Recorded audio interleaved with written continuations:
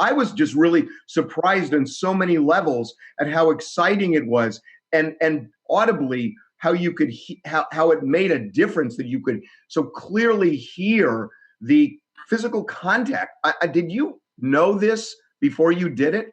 Yeah, so we the Ultimate Fighter is done with no crowd either, and not only can you hear the punches and the kicks, crisp and clear, but you could hear the fighters talking to each other during the fight. You could hear the commentators commentating the fight, and actually the fighters could hear the commentators during the fight. I mean, there were a couple of times where a couple fighters credited Daniel Cormier and Joe Rogan. They heard what they were saying, and essentially those guys were like almost cornering them.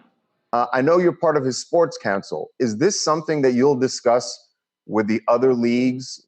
Yeah, I'm willing. I told you guys before, I have a 30-page document that we submitted to the governor of Nevada and the governor of Florida on how to pull this off safely. Now we've got one under our belt, and we're willing to share, our information with anybody. I know that the leagues have reached out. There have been leagues that have reached out. Different states have reached out to us. And yeah, we're going to share this information with everybody, and hopefully, live sports will be back very soon. I mean, everybody who wants to bring sports back knowing they can't do it with an audience, I would think they would blow up your phone today. Well, here's the problem, I think, for some of those guys.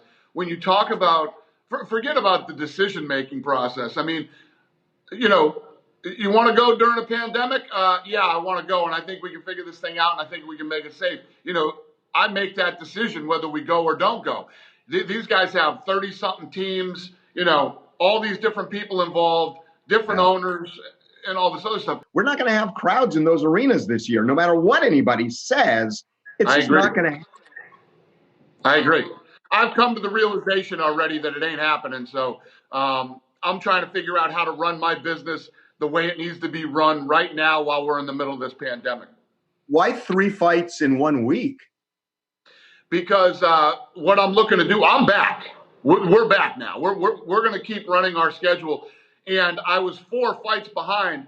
So I'll be caught up in a week. The state of Florida, the governor here has been amazing.